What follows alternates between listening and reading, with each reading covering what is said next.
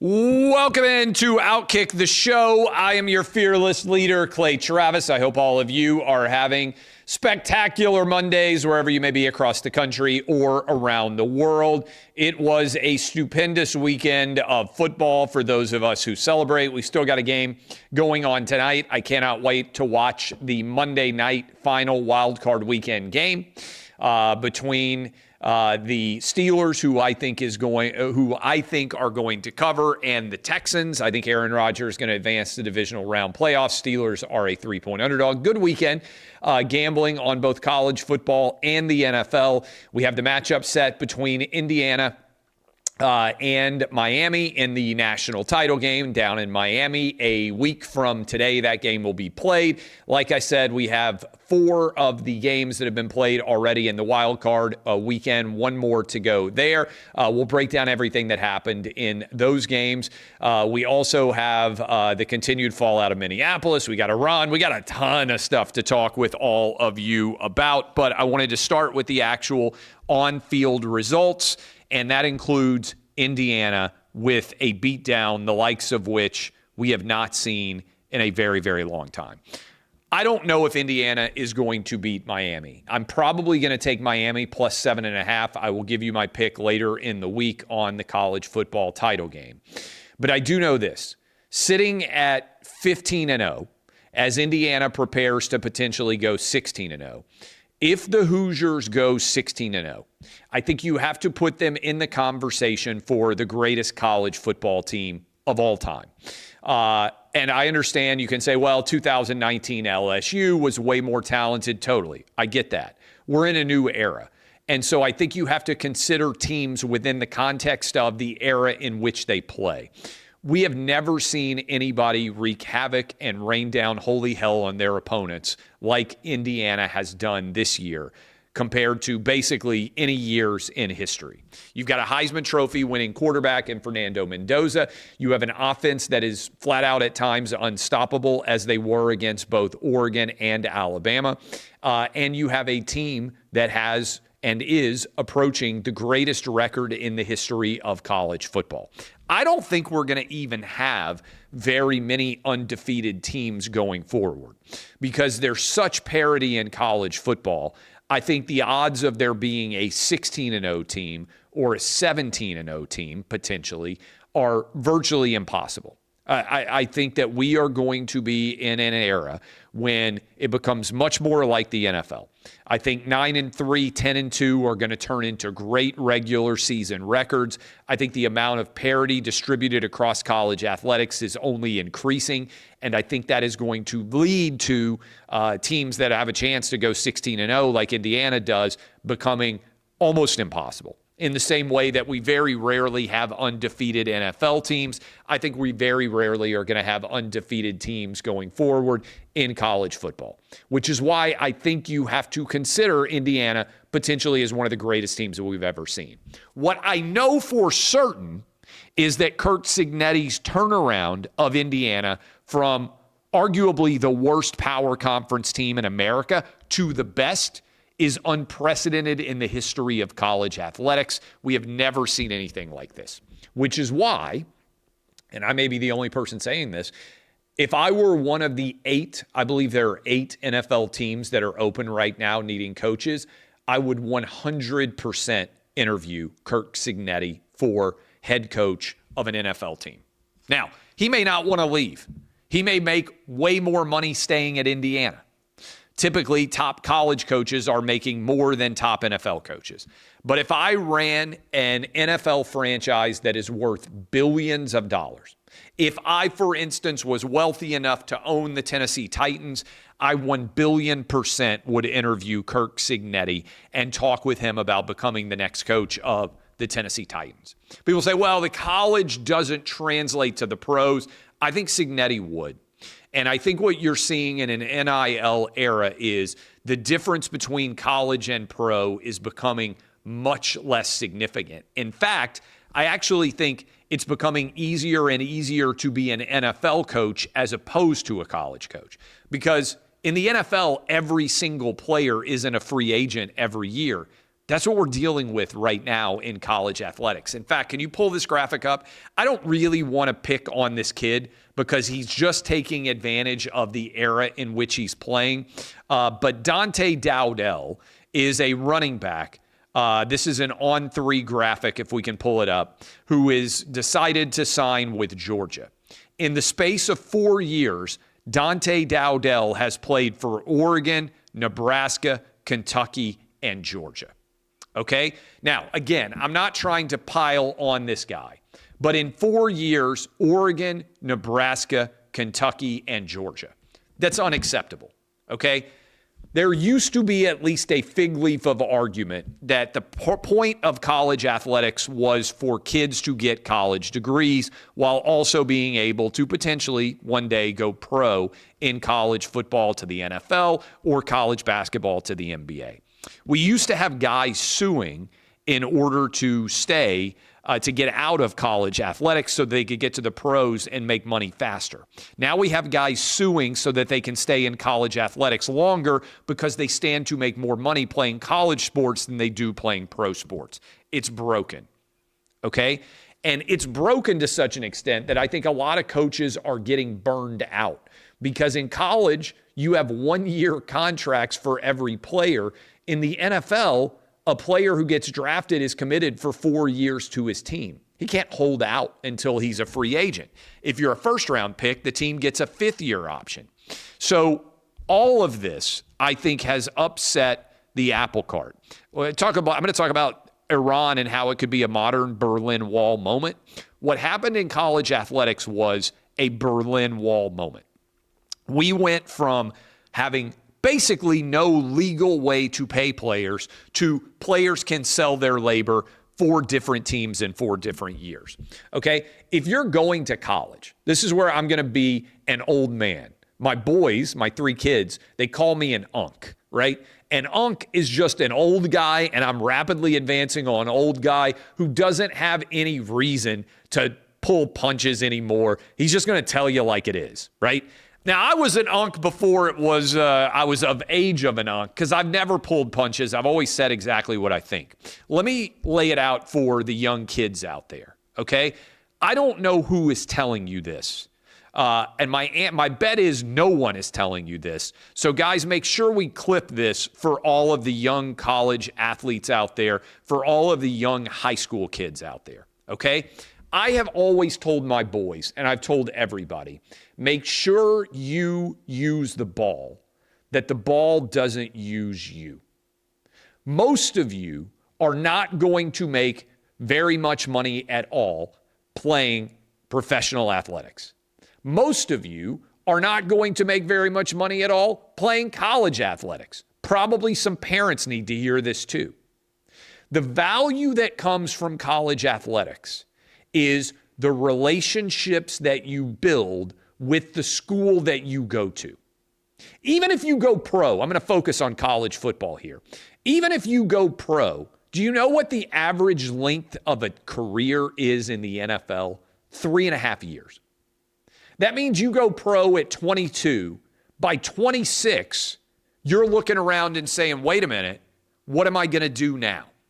Whatever money that you make, you're going to end up paying around 50% in tax. You're going to have agents' fees. You're going to spend way more than you should have because you're a knucklehead. You're often going to buy things that have no tangible value that you can't end up selling later. Cars. You can only drive one at a time, knucklehead. Why are you buying a bunch of different cars when you have a diminishing asset, your athletic talent, that is rapidly likely to turn into an asset that you can't even hardly sell anywhere? What are you going to be left with? You're going to be looking around at 26 years old. The ball is going to have used you because they're going to have made a lot of money off of your athletic ability, and you may not have anything left at all. All those chicks that were super interested in you when you were a star athlete in college, when you were an NFL player, guess what? When you don't have a lot of money left in your bank account, most of them are not going to be very interested in you anymore at all. Okay? You may have a couple of kids from women who claim that they were always going to be there with you. They got their hands out. and you don't have any money to put in it. The value that you get from college athletics, listen to me, listen to Unc Clay here. It's the relationships that you build inside of the athletic departments. It's the boosters that you meet, the guys and gals who actually have money that one day can give you a job, that one day can give you a career so that you can provide for your family when your athletic dreams are over, as they are very often for 99% of you going to be over by the time you're 26 years old. Do you know that you have no alumni network? If you went, put that kid up again, that running back. Do you think that guy's going to have an alumni network when he went to 4 different schools in 4 different years? And I'm not trying to pick on him, but a lot of people aren't telling these kids the truth. Okay, maybe you made $50,000 more dollars when you jumped from Nebraska to Kentucky to Georgia to where was the first one? Oregon. You, in the process, have burned your alumni relationships that would sustain you potentially for decades into the future. What kind of education? Remember, the ostensible purpose of college is to provide education to kids. What kind of remote education? Put that graphic back up. What kind of remote education can you get when you went to 4 different schools in 4 years? Have any of y'all ever tried to transfer credits? Do you know how hard it is? Some of you probably have. You start off at one college, you go to another. Do you know how hard it is to transfer credits? Nobody even talks about the college athletics component to this anymore. But what kind of education is it possible for that guy to have gotten going Oregon, Nebraska, Kentucky, Georgia in 4 years? What is his major? What tangible skill does he have when he's no longer able to be an athlete? Nobody will talk about this. The value that you get, by and large, from college is the network of students and alumni that you meet as a part of your athletic pursuits. Nobody is telling you that you're going to need to get a job when you're 35. You're going to need to pay a mortgage when you're 45. You're going to want your kids to be able to get into a good school. You're going to want your kids to be able to go maybe to the school that you went to, and maybe they have a better chance of getting in because you have good relationships with the people that you worked with. If you live in the region where your school is, you're going to have tons of people who recognize your name and have a positive associational value for you for the rest of your life, no matter what you're trying to do. No one is talking to these kids about the fact that they're not trying to make the right decision for the next 6 months of their life or the next football season of their life. You got to have a broader horizon. The older I get, the more Unc Clay I become, the more I recognize how few young men in particular are being told about the life choices that they need to make that aren't about what's immediately in front of them. Most of success in life is having a horizon that is longer than how long your dick stays hard. All right? I don't know how many people are talking to you about this, but they should be.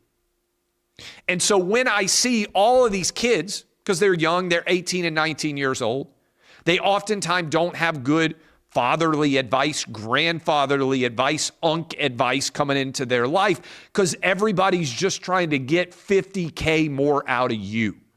They're using you. And you're getting used up and you don't even realize it because you don't have the horizon to be thinking about what your future is.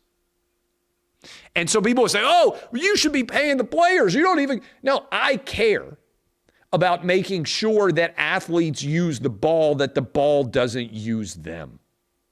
And the more I see every single time I get on and I see that thousands of kids are going into the transfer portal and they're going to make $150K. And none of that money is going to last, brother. Unless you are one of the super fortunate. Look, Sam Levitt, okay, you're going to make millions of dollars, more power to you. That's transformative, life-changing money. Diego Pavia, you're going to make millions of dollars. Most of you are not going to be starting quarterbacks in major conferences. And I'm here to tell you that 100K, it's gone in a hurry. And what really matters is what lasting value do you have that you are getting out of the entire collegiate athletics process. And if you're going to 4 schools in 5 years, you aren't getting an education and you aren't developing any kind of relationship with the alumni networks of those schools at all because you're not there long enough to have those relationships. Heck, you're not even really developing much of relationships with the players that are alongside of you who are going to be your friends for the rest of your life, who will look back on it and talk about, hey, remember when we got our ass kicked when we were freshmen? Remember when we had to, I mean, you know this inherently, right? The people that you go through challenging experiences with become the best friends that you have for the rest of your life. The best friends that I have still to this day are people that I went to law school with, because law school is super challenging. It is emotionally rending. It is just it is a moment in time when you're young and you have a challenging experience that binds you together for the rest of your life. When you're going somewhere new every 6 months, some of you out there know what I'm talking about. You went into the Marine Corps, and your best friends are people that you went into service with. And some of you out there, you had super challenging. Heck, some of you went to the Naval Academy or you went to West Point. And those people are still your best friends. You trust them. They got your back because you went through things together and you developed a skill set that was going to translate and serve you for the rest of your life. Look, it's great to run a 4.5. It ain't helping you when you're 38. All right? It's great to be able to flatten somebody as a linebacker playing downhill. It ain't helping you when you're 42. What are the skill sets that you're going to have? It ain't paying your mortgage when you're 48. What are the skill sets that you're going to have that are going to take your family to the next level? It's not going to happen because you made a little bit more money going to a different school every 6 months. And I feel like no one is telling these kids this. There's no one out there sitting them down and saying the horizon of your life is going to dictate whether you're a success or a failure, not whether you're the starting corner on a little bit better team for 6 months in 2027. Anybody talking to these kids about it? Anybody out there at all thinking about the future of these kids? Let me tell you, that money's going to be gone. Those chicks are going to be gone. All your friends and family that think you're such a star, they're going to be gone, and you're going to be 26 years old, and you're going to be looking around needing to find a job so that you can take care of your family. Anybody telling you this? Anybody telling you how to save money? Anybody telling you not to go out and buy a brand new car with that NIL check you just got? Anybody telling you that you're going to have to pay taxes or agent fees?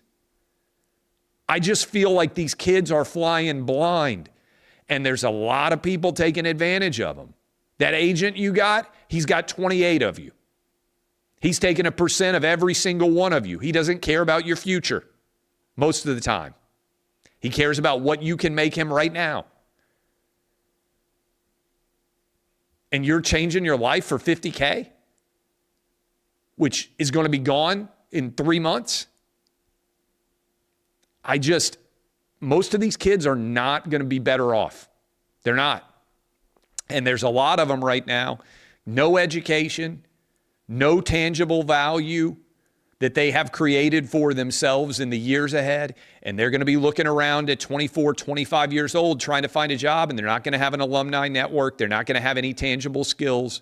They're not going to have any goodwill that they've built up because they played for 4 years and people have a positive association with them. Nobody's telling you this, and somebody should be. So if it has to be me, old man dad here, old man Unc, that's what I tell my boys all the time. I'm sorry, but you need to be thinking about it. in a big way, in a significant way, and nobody's talking about it with you. And it's great. I'm not disparaging. I'm a capitalist. I didn't make a lot of money until I got into my 40s, but I invested in myself for a long time to be able to cash in by the time I got into my 40s. It's a long road. Life is a long road. And you want to be building equity and getting better jobs, better relationships, better opportunities. How many of these kids are doing it? And I don't want to rain on the parade. I love college athletics. But you can't define yourself by what you did when you were 21. That's a sad life. Most of us, myself included, were often knuckleheads at 21 and 19 and 23. How many people are really sitting down with these kids? How many coaches are? How many father figures, grandfather figures, unc figures? Moms too. How many people are actually out there looking around? I had a coach. I don't know if I told this story. I had a coach, head coach of a middle tier program. He was talking about his team, how good he thought they were going to be, and guys he's got to stay, not stay, how challenging NIL was. And he told me, he said, one of his players, he took $50,000 less because he thought he was making the right decision to stay at this program, and his mom stopped talking to him. Think about that. The player was mature enough to say, yeah, I could make $50K if I go to this place, but I feel like the structure, the support staff, it's better for me here. I'll turn down $50K because I think I'm going to be better off in the future. His mom stopped talking to him because she said that $50K could change our lives. The young man was smart enough, without a great support structure, to recognize that $50K is nothing. $100K is nothing. Talking about a lifetime. $200K is nothing. And I just look at it and I say, man, I mean, I kind of went off on this over the Nico situation, because to me, the Nico situation is a perfect example of this. If your son or grandson or nephew or cousin or whoever it is, if he's going to be one of the greatest quarterbacks of his generation, he's going to make $1 billion. Let me repeat that. He's going to make $1 billion in the NFL. The next great quarterback that gets drafted, that's going to become a top 5 quarterback in the NFL, based on the way that NFL salaries are skyrocketing, is going to make $1 billion. Patrick Mahomes is going to become a billionaire playing football.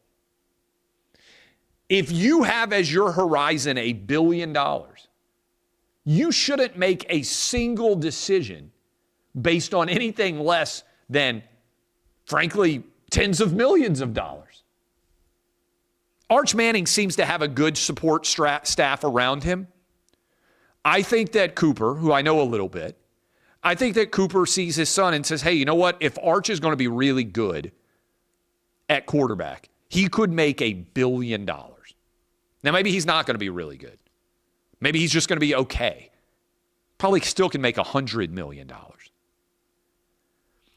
When you see the horizon of potential earnings, and most people are not going to do that, but I mentioned it with Nico, the idea that you would change jobs for $1 million is crazy. You're investing to become wealthy, not to make a little bit more money. And so I just see so many of these choices that are being made, and they're so awful. And I feel like the kids are making 50 or 100K more power to you. But in the process, you're burning your opportunity to make hundreds of thousands of dollars or millions of dollars into the future. Is anybody talking to them about this? Does anybody understand long-term value in life at all? Anyway, that's me, old man. All right, so Indiana and Miami are going to play a week from today, and I'll be down in Miami to watch it, and I look forward to it. Prize Picks, awesome start to 2026. Now available in all 50 states. California, Texas, Georgia, Florida. That's everywhere. All 50 states. You get $50 when you play $5. All you have to do is pick more or less on so many different players out there, 2 or more. And if you are correct, boom, you are a winner. All you have to do, go to prizepicks.com. Use code OutKick. You can also download the Prize Picks app and use code OutKick. But when you play $5, you get $50 deposited in your account. Again, you can play in all 50 states, nationwide, everywhere out there. We'll have a pick for you going into the weekend that you can play along with in the NFL divisional round playoff games. That's prizepicks.com. Code OutKick. Prize Picks app, download it, use code OutKick. When you play $5, you get $50. All 50 states, $50. It's a hell of a deal. Get signed up today. NFL, what an incredible series of games. I was blown away by how well Caleb Williams played down the stretch. The 4th down throw that he made, where if he hadn't made it, probably, almost certainly, the Packers would have held on and won. Josh Allen, the quarterback sneak, and the way that he was able to nearly score there, although I think they didn't necessarily handle the clock the perfect way. The Bills didn't down there. They got the interception on Trevor Lawrence, and so it didn't come back to haunt them. The win that the 49ers got late, let me make sure I get all the games right, because I spent the whole weekend watching all of them.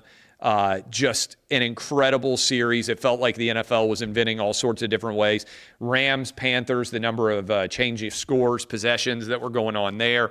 And then the Patriots dominated down the stretch. We'll see what happens tonight. Again, I told you that I think that Aaron Rodgers and the Steelers will win. They're 3-point home underdogs against the Texans. But really, other than the Patriots-Chargers game, Patriots dominated. Congratulations, Drake May, Mike Vrabel. Every one of the other games could have changed one way or the other based on one play. And I think that speaks to the parity, and it also speaks to the fact that's becoming more and more common, I think, in college football going forward. What a great game it was between Miami and Ole Miss. Could have come down to any number of plays to change the potential outcome there. So I do think overall, what an incredible weekend of NFL action. We have a clip after the Jags lost. Liam Cohen, who is the head coach of the Jags, that's his name, right? He was asked a question by a member of the media in the Jacksonville Jaguars press gaggle after the game, the press conference. And this is what it sounded like, and many in the sports media have lost their minds over it. I want to play that for you, and then I want to react to it and explain what I think is really going on here. Play it. I want to tell you congratulations on your success, young man. Thank you. You hold your head up, all right? You guys have had a most magnificent season. Thank you. And you did a great job out there today. Appreciate so you it. just hold your head up, okay? Thank and you, ladies ma'am. and gentlemen, Duval, you the one, all Thank right? you, ma'am. keep it going. We got another season, okay? I appreciate Take it. care and much continued success to you and the entire team. Thank you, ma'am. Okay, now a lot of sports media members are outraged over this. How dare she give positive feedback to the Jags coach in that post-game press conference right after the tough loss to the Bills. My take on this is something that I've shared a lot over the years, but I think it's really important, and I think it will illustrate for you what's really going on. Back in the day, sports media had information that made them valuable for purposes of being compensated for that information. Let me explain. We didn't have the ability to watch live press conferences. They weren't streamed through social media. So if you were fortunate enough to be one of the 40 or 50 people sitting in that press room, the quotes that you got in that press availability were valuable. You could write an article about them. You had information that the average member of the sports fan base did not have. And that information gave you value. That information was often disseminated through radio, TV, or print. And your particular world, whether you were in Nashville, Tennessee, where I live, or you're in Buffalo, New York, or you're in Topeka, Kansas, or you're in Phoenix, Arizona, or Miami, Florida. Your little silo, you had information that was of value, and that made you valuable, but your value was you were just the conduit of what someone else said. Right? Think about that. So you went to the press conference in 1994, and the coach said X, and those of you who are around my age, you'll remember you went and bought the newspaper, and you were super excited to read what was said about the game based on quotes from coaches and players, and you'd buy that the next day, and you'd devour it. For those of you around my age, your team won a game, you couldn't wait to get out to go buy the newspaper and read what was said. You couldn't wait to see who was on the cover of Sports Illustrated. If your favorite athlete or your team was on the cover on that Tuesday when you went to the mailbox, you were like, oh my God, this is unbelievable. We would cut the covers out. We would put them up on our walls. We would save the magazine. Everybody's talking about my guy, my team. What's happened? Now, basically nobody in those press conferences has any value at all. Because whatever question is asked, it is immediately commodified, it's clipped, it's out there for everyone to see. What really this tension with this lady was about is it makes all of those sports media members sitting in that press conference aware of how valueless they actually are.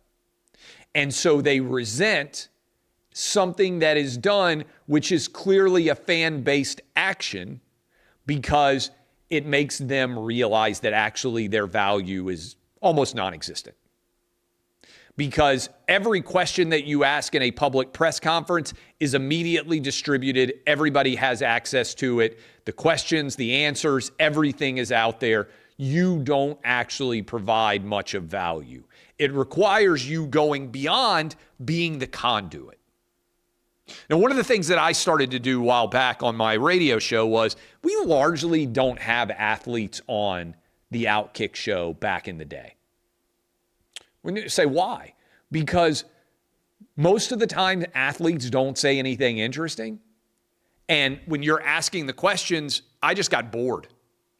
Because I get it. Most athletes, even a lot of coaches, but certainly most athletes have been trained in a way so that they never say anything interesting. Well, why would I have you on if you're not going to say anything interesting? My job, whether you agree with me doing it or not, is to be interesting. I talk 4 hours a day. Probably need to write more than I do, but my entire job is to be interesting. Those sports media people, by and large, they still think their job is just to be stenographers and report what athletes or coaches say. They're desperate for an athlete or coach to say something interesting because most of them are not very interesting. And a lot of them are still living in the era of being a stenographer has value. Oh, running back X said Y. I can provide that information in my old school newspaper or my radio show, and people don't have that information, and therefore I get paid for it. But there is no value there now. The only real value is to be interesting. Fans get this. So you may not agree with that, but it was interesting in that it created a story. And so a lot of sports media, they're worthless. You could eliminate 95% of sports media and the overall sports ecosystem would be perfectly fine.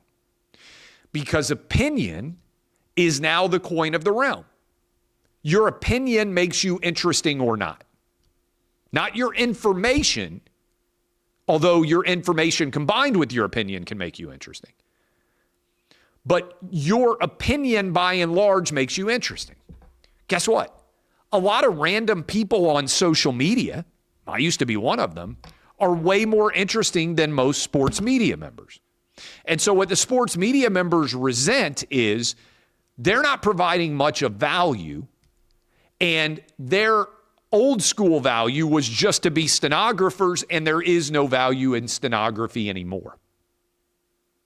And so unless you are providing a next level skill set, all you're seeing is how worthless your job actually is. And this is what Pat McAfee said, and what I've said for a long time too. Over time, you start to resent it because deep down you realize you're just a stenographer. And this is why I always thought it's kind of weird. Like, you walk up to a 19-year-old and record everything that he says. And maybe when you're 25, that doesn't strike you as being a weird thing to do. But as you age, you become, I think, embittered because you recognize, wait a minute, this is a weird way to make a living. I'm 54 years old, and for the 35th straight year of my life, I'm asking a 19-year-old about how he did in a football game. A lot of these guys come to resent it, and they get bitter, and they don't really enjoy their job. And then that creates a huge disconnect between the average person who is a fan of sports because it is their escape in life. It is their dessert. Serious things in life. Hey, I want to kick my feet up and I just want to watch a game because my job sucks, because I may not be getting along with my wife, because my mom and dad might be getting old. I just want to have a beer and watch a game. When it is your dessert, but it's somebody else's meat and potatoes, they're looking at it and saying, broccoli again. And I think this really demonstrated itself during COVID when you had all these sports media guys saying, we can't even play sports now. And I was like, yeah, I think we can. They were like, you're an awful human being, Clay Travis. How dare you? No, I think we can play sports. I think we can do it safely. No, everybody's going to die. And then what happened? They started playing sports, and the sports media traveled to cover it. I would have at least had a little bit of respect for dudes if they had been like, I'll be damned. I'm not traveling to go cover. You went and sat in a press box and covered a football game that you said it was too dangerous to play. You got on an airplane or you traveled across the country to go watch a game. And a lot of people are just done with it. And I think one reason OutKick's had a lot of success, and I've had a lot of success personally, is because I've always recognized that. Because I recognize that sports is primarily for fun. Doesn't mean there's not serious things that come out of sports. I just started off this entire show, Unk style, walking you through the fact that you got to use the ball. You can't let the ball use you. And that getting $50,000 to play a sport, it sounds good, but it's a small pinprick of what your lifetime value should be. And you should be trying to make sure that you are obtaining a lifetime of skill as a part of being a college athlete, as opposed to just getting a pinprick of dollars, relatively speaking, in the short term. Money that you're largely going to waste. Which brings me to this. I think we have video of Steve Kerr and Doc Rivers. Okay, let me just tell you, Minneapolis, what happened. A woman who decided that her life goal should be to try to keep ICE from being able to do their job. This is what she decided her life goals should be. I think we have a video of her, this woman who ended up getting shot. I wish she hadn't gotten shot. As longtime viewers know, no one hates death more than me. I wish everyone lived forever. Your mom, your grandma, your dad, your grandpa, me. Who could be better to have immortality than me? Here is this chick pulling up in her car, honking her horn for 3 minutes, and trying to, in some way, impede an ICE investigation. She committed a crime here. Here is video of that that is going on. And I don't know how long this video is, but it just kind of gives you a sense. She pulls up, puts her car, blocks the road, and sits there honking her horn for 3 minutes. She was committing a crime of trying to impede an ICE investigation. Remember, all ICE is doing is removing people who are illegally in our country. Tom Homan told me that we have around 20 million illegals in this country, and ICE's job after Donald Trump was elected on running on this exact thing. I'm going to remove illegal immigrants from our country. The nation voted overwhelmingly for Donald Trump. He won all 7 swing states. He ran on this exact platform. Here is a crazy white liberal chick. They are trying to instigate a response. They want there to be violence. Look at her. They are hoping that ICE is going to lash out against them. They are desperately trying to create scenarios of violence, okay? Again, I wish this hadn't happened, but when you are training people to try to create obstacles for ICE doing their job, when you are putting people in these situations, unfortunately, you're creating a recipe for violence, okay? Here is Steve Kerr and Doc Rivers. I want to play both of these. We'll start with Steve Kerr, either not doing their basic research or just flat out lying. Watch this. Well, I'm glad that the Timberwolves, recognized, her life and the tragic nature of her death, and it's shameful, really, that in our country we can have law enforcement officers who commit murder and seemingly get away with it. It's shameful that the government can come out and lie about what happened when there's video and witnesses who have all come out and disputed what the government is saying. And here is Doc Rivers. Steve Kerr, of course, the coach of the Golden State Warriors. Doc Rivers, coach of the Milwaukee Bucks. Here he is saying that this woman was just on her way home and she was murdered. And he also layers in that this is about racism and everything else. Here's Doc Rivers. You know, what happened in Minnesota was a straight up murder, in my opinion. And it's awful. This lady was probably trying to go home and she didn't make it home, and that's really sad. So the whole ICE thing it's a travesty. It's clearly, to me, we're attacking brown people, and I just happen to be brown. And I don't think it should just be brown people who are upset at this. I think we all have to be. I don't care what side of this thing you are on politically. What's going on in our country right now is absolutely wrong as far as the race stuff. The politics, I'm not going to get into. The race stuff I will, and it's just wrong, and we have to do something. But the only thing we can do right now is keep speaking up, because it doesn't seem like they care, and that's troublesome. Last thing I'm going to say, because I don't want to stay on this, but I could. I keep thinking about kids, and when I grew up, the president was always the role model, and I think about that and the effect of being a bully, lying. How is that good for our kids? And that worries me for our future. So, okay, neither Doc Rivers nor Steve Kerr were accurate in what they described having happened. Again, this wasn't some woman on her way home. She intentionally went to this location, and she intentionally put her car perpendicular, and she intentionally refused to comply with the instructions of the ICE officers, and she intentionally tried to drive her car and clearly made contact with this ICE officer. She created, Renee Good did, the situation that led to her own death. It's tragic. I wish nobody ever died. But let me say this. I think the NBA is culpable here. Now, ultimately, Doc Rivers and Steve Kerr are responsible for their own opinions, okay? No one else is.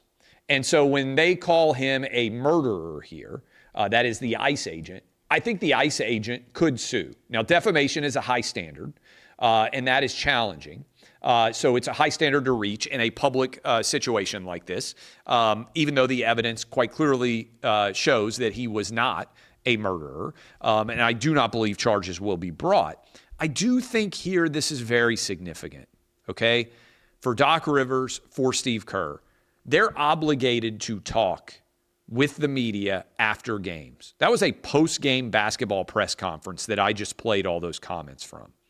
I think the NBA, I think the Bucks, and I think the Golden State Warriors could be, because of the contractual obligations here, could be liable if this ICE agent were to file a lawsuit against the NBA and against these two NBA teams. Because there are clear falsehoods Steve Kerr and Doc Rivers spread in an NBA-mandated and team-mandated post-game press conference. To my knowledge, the Golden State Warriors and the Milwaukee Bucks have not corrected the errors, clearly, that were spread by Steve Kerr and Doc Rivers.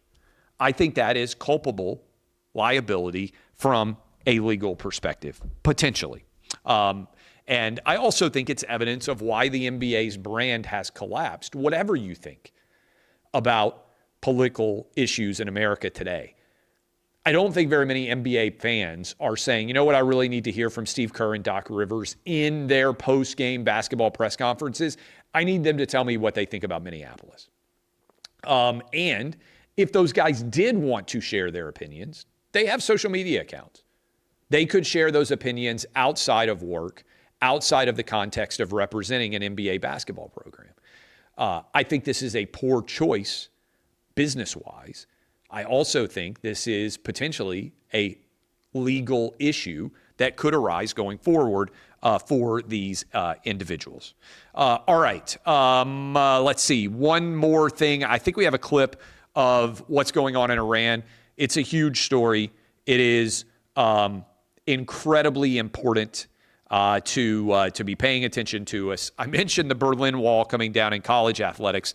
This could be an actual Berlin Wall moment. Let's watch this clip. I think it's a clip of the protests from inside of Iran. Credit to Elon Musk for unleashing Starlink, because this religious fundamentalists, this theocrats, the Ayatollahs in Iran have shut down the internet. They've shut down all modes of communication in an effort to try to stifle protests against their 46-year government that has stifled freedom and basic human rights for the good people of Iran for over 2 generations now. Watch this.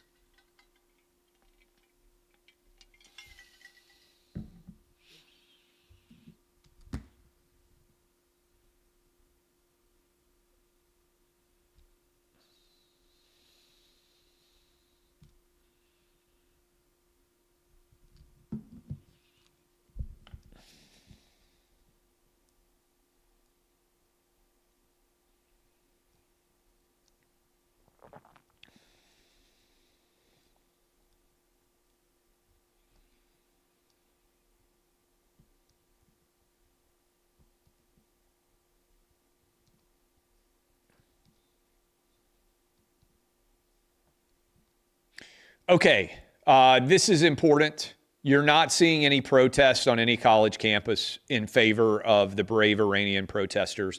You're not seeing anyone speak out, by and large, that was so outspoken with what was going on in Gaza and what was going on in Israel. Thousands of people, it appears, have been killed by the government of Iran for simply protesting. I think we have a tweet from Ted Cruz. I think that America should do everything it can to support the brave protesters in Iran. I think that if you are out there and you claim to be on the side of human rights or basic human kindness, if you believe that free speech and freedom of religion and basic human rights are important, you should be standing with the people of Iran. President Trump, I don't think it's coincidental that Venezuela is freer now than it has been in decades. I don't think it's coincidental that that Cuba is collapsing and that Iran is collapsing. We are dealing with what I think could be a modern-day Berlin Wall moment where freedom is spreading around the globe based on the strength of President Trump. So, fingers crossed that this can continue to grow. Appreciate all of you. I am actually traveling up to Washington, D.C. tomorrow. We'll have an FS1 show, but I'll be on the road in D.C. for a couple of days this coming week.